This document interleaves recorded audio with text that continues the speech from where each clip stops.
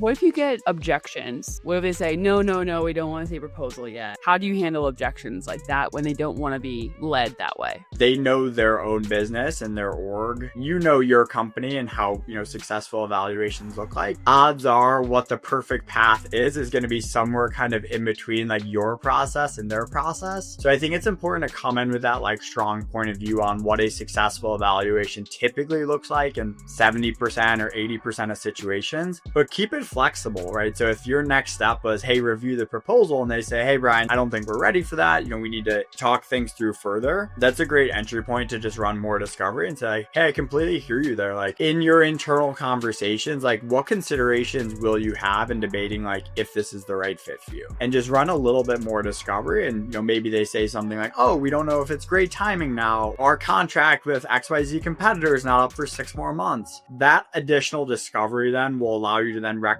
like potentially even a different path or a different next step once you learn a little bit more and peel the onion back. So I think it's really important to have that like dedicated at least 10 minutes, ideally closer to 15 minutes at the end of every call, so that if it doesn't fit that like perfect linear path, you have the chance to run some discovery, not feel rushed, and then pivot accordingly.